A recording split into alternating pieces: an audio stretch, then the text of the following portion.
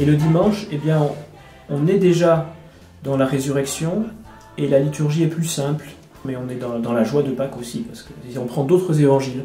En fait, c'est très beau de voir que Pâques, c'est raconté par 2 ou 3 chapitres d'évangiles, enfin c'est une partie importante, mais tout Pâques et les 8 jours qui suivent Pâques, eh bien, on va relire tous les évangiles de la résurrection, voilà, pour entrer dans ce mystère de la compréhension de la victoire de Jésus sur la mort.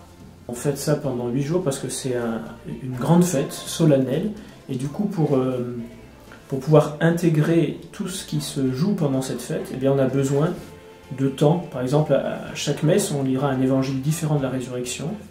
On va lire aussi des textes différents pour nous montrer que ça se déploie dans le temps. Il faut vraiment, voilà, c'est pas on a fêté Pâques et le lendemain on retravaille comme avant ou on vit comme avant. Non, il y a vraiment une continuité. Ce qui est beau, c'est qu'en fait, il y a 40 jours de carême.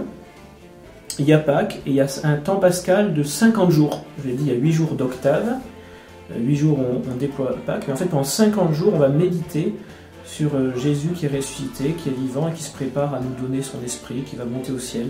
Pour dire combien la joie de Pâques, la joie de savoir Jésus-Christ vivant, ça donne un sens à notre vie qui est tellement plus important que tous les efforts qu'on a pu faire avant. On a essayé de nous tourner vers Dieu, de changer notre vie.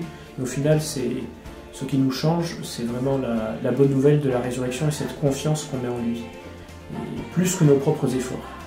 Et ça, c'est beau qu'il y ait ces 50 jours de temps pascal.